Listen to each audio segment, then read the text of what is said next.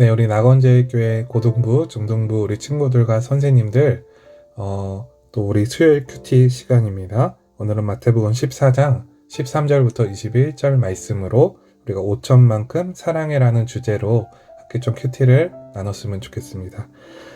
지난주가 명절이었는데 아무래도 본의 아니게 명절 기간에는 좀 주님과 멀어질 수 있는 환경과 상황이 많았을 것 같아요.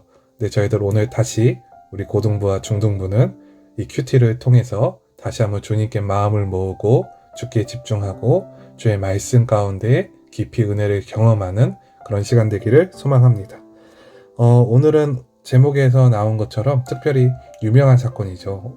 그 예수님이 그 기적을 행하신 사건 중 하나인 오병이어 사건이 등장하게 됩니다. 우리가 오늘 본문을 함께 보도록 합시다.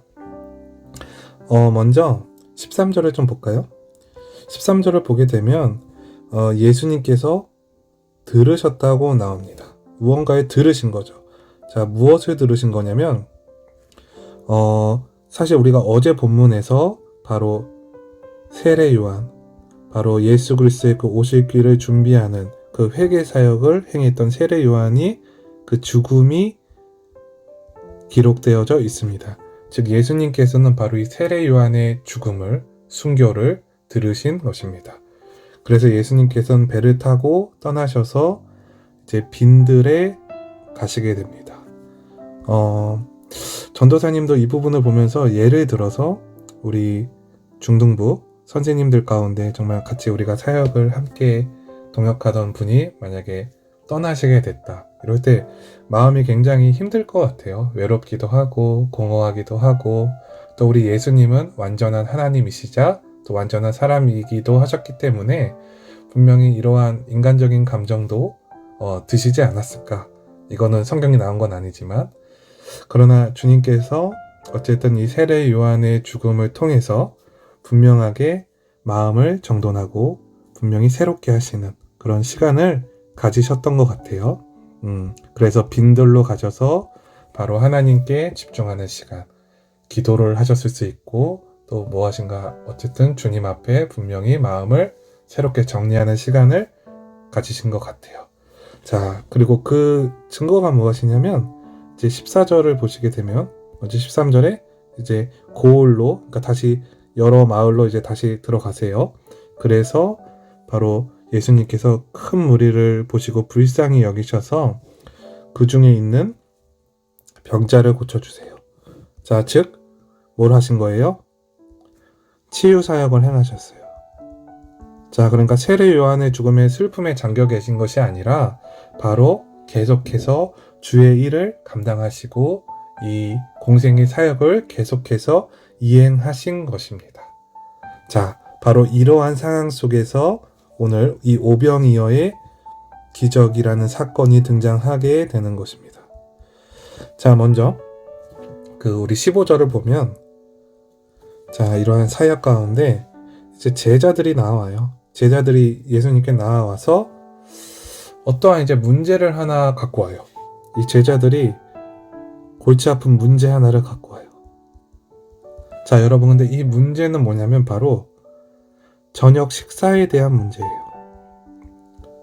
자, 근데 이 저녁 식사가 몇 명이 식사를 해야 되느냐 현재 상황이 사역 가운데 자, 이건 좀 빨간색으로 10,000명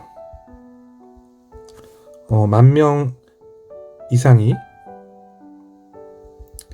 식사를 해야 되는 상황. 참 어려운 문제죠, 여러분. 10,000명이 식사하려면 도대체 얼마만큼의 양이 필요한 거예요? 자, 그래서 제자들은 이 문제와 동시에 뭐도 갖고 오냐? 해답도 갖고 와요, 해답.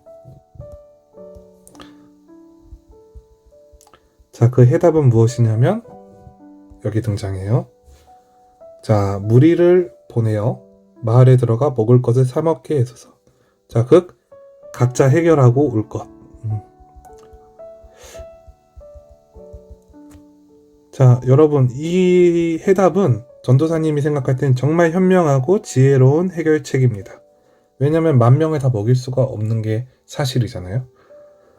자, 그러니까 전도사님 생각은 제자들이 이 골치 아픈 문제를 해결할 좋은 해결책을 가지고 주님 앞에 나아온 것입니다.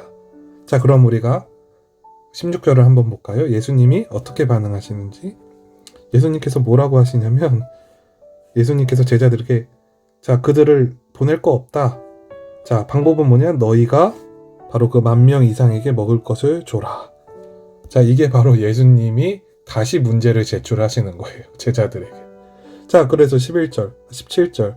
예수님께서 다시 뭐라고 제자들이 그 예수님의 다시 문제를 주시는 부분에 있어서 17절에서 굉장히 합리적인 대답을 합니다. 자, 여기 우리에게 있는 것은 떡 5개와 물고기 2마리 뿐입니다. 자, 여러분, 이 말이 무슨 말일까요? 이 말은 뭐냐면 결론은 불가능합니다. 예수님이 말씀하신 그 해결책은 불가능한 해결책입니다. 즉, 이들에게는 믿음의 눈이 아닌 현실의 눈이 존재하는 거예요. 그 현실로 모든 상황을 보고 판단하고 합리적으로 결정하는 것입니다. 지극히 일어나는 상황만 보는 거예요. 영적인 세계를 볼 수 있는 눈이 없는 거예요. 자, 전도사님 같으면, 전도사님이 예수님이라면 속이 답답해서 막 마구마구 혼내거나 삐지거나 이럴 것 같은데, 우리 예수님은 18절을 보시게 되면 그 제자들이 가지고 있는 바로 그 떡 5개, 물고기 2마리를 나에게 가져오라. 예수님이 가져오라고 행하세요. 그들이 가진 소유를 가지고 오라고 하는 거예요. 그 제자들이 낸 현실의 해답을 나에게 가져와라 말씀하시는 거예요. 그리고 19절을 보시게 되면 예수님께서 이제 무리를 먹어야 잔디에 먼저 앉히십니다. 자, 무리를 다 앉히세요. 그리고 이 떡 5개와 물고기 2마리를 가지고 하늘을 우러 축사하십니다. 이것이 바로 이제 하나님께 능력을 구하고 더 나아가 감사하는 단계를 거치시는 것이죠. 그리고 더 나아가 이제 떡을 떼시기 시작하고요. 중요한 것은 무엇이냐면 바로 이 오병이어 사역 가운데 제자들에게 주시고 더 나아가 제자들이 무리에게 이 떡과 물고기를 나누어 주기 시작합니다. 즉 이게 뭐예요? 제자들을 이 사역 가운데 그 현실의 눈으로만 보고 있는 제자들을 다그치지 않으시고 뭐라 하지 않으시고 삐지지 않으시고 바로 이 사역 가운데 같이 동참을 시켜주시는 거예요. 이 제자들을. 자, 그리고 20절, 21절 결과가 어때요? 이 사역의 결과? 다 배불리 먹어요. 먹고 남은 조각을 12바구니에 차게 거두었고요. 자, 그날 먹은 인원이 다시 한번 기록되었습니다. 먹은 사람은 여자와 어린이 외에 5,000명이나 되었더라. 그러니까 여러분 약 10,000명 이상 되는 거예요. 그 당시 이제 유대인들은 젊은 남자 장정들만 인원수에 포함시켰었는데 실제적으로 여자와 또 어린이 또 이 남자 장정 5,000명을 합치면 10,000명 이상이 되는 것입니다. 이 10,000명이 배불리 먹은 이 사건이 바로 오늘 본문의 내용인 것입니다. 자, 우리 묵상하기를 좀 보도록 할게요.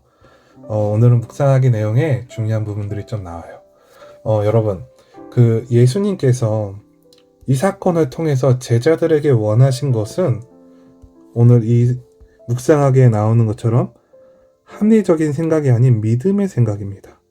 더 나아가 현실적인 대책이 아닌 믿음의 행동입니다.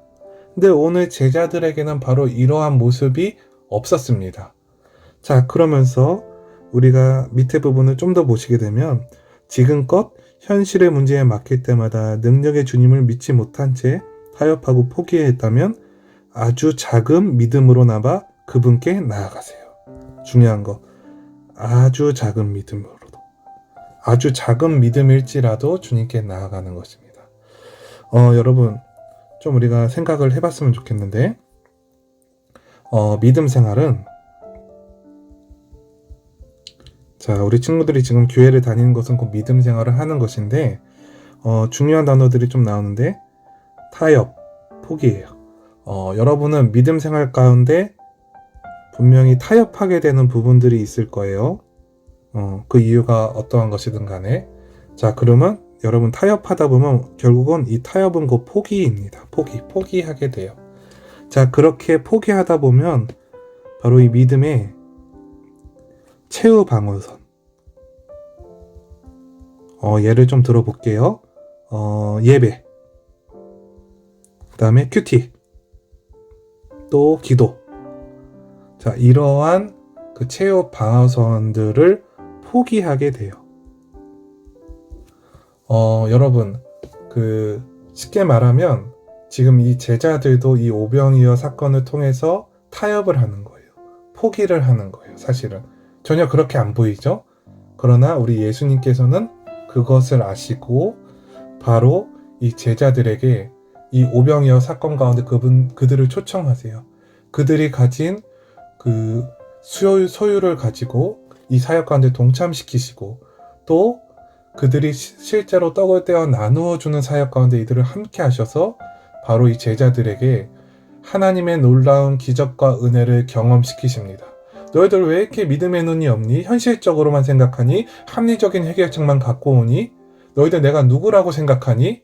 이렇게 다그치시고 혼내시는 것이 아니라 그들을 사역 가운데 초청하고 이 기적 가운데 함께 이 기적을 행하는 동역자들로 예수 그리스도께서 바로 제자들을 초청하시는 거예요. 왜 그러시느냐? 예수 그리스도께서 십자가에 달리시고 이제 3일 뒤에 부활하시고 하나님 보좌 우편으로 올라가시게 되면 바로 이 예수 그리스도, 이 복음 사역을 누가 해야 돼요? 바로 이 제자들이 이 사역을 감당해야 하기 때문입니다. 그래서 이 제자들에게 바로 예수님의 그 믿음, 예수님의 세계로, 믿음의 세계로 그들을 초청하고, 그들이 타협하는 자들이 아니라, 그들은 포기하는 자들이 아니라, 그들은 합리적인 자들이 아니라 바로 믿음의 세계를 경험하고 믿음의 세계로 사람들을 초청할 수 있는, 예수 그리스도를 믿는 그 믿음의 세계로 사람들을 초청할 수 있는 자들로 이들을 양육하고 훈련시키시는 것입니다. 그것이 바로 오늘 본문의 내용이죠.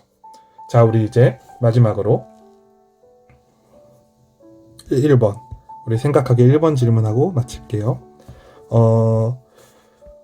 그동안 내 힘으로 채우려 노력했지만 이제 나의 모든 필요를 아시고 넉넉히 채우시는 주님께 믿음으로 맡기고 기도할 기도 제목은 무엇인가요?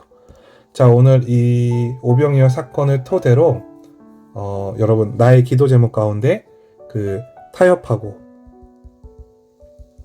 포기했던 부분은 무엇입니까?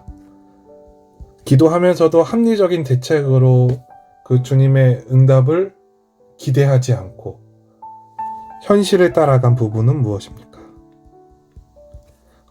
전도사님도 참 믿음으로만 살고 싶은데 때로는 참 타협해버리고 포기해버리고 자꾸 이 믿음의 최후 방어선을 스스로가 무너뜨리는, 주님께서 우리에게 주신 최고의 기쁨은 예배하는 것입니다.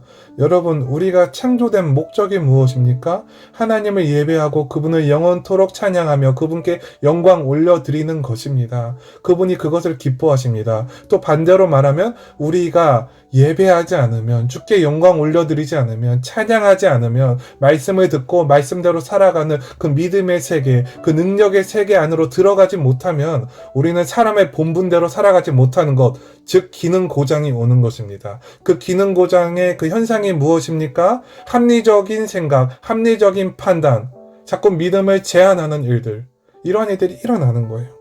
여러분, 나의 기도 제목 가운데 오늘 이러한 것들이 점검되기를 소망합니다.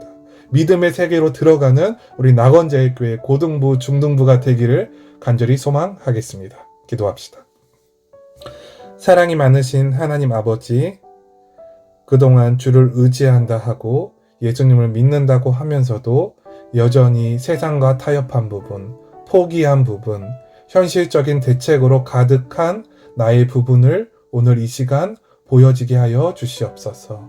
그리고 그것들을 모두 내려놓고 주께서 더 크신 계획, 더 크신 비전을 허락하여 주실 것을 믿으며 주님이 주시는 그 믿음의 대책 안으로, 그 믿음의 해결책 안으로 들어가는 오늘 하루가 되게 하여 주시옵소서. 감사합니다. 사랑합니다. 예수님의 이름으로 기도합니다. 아멘.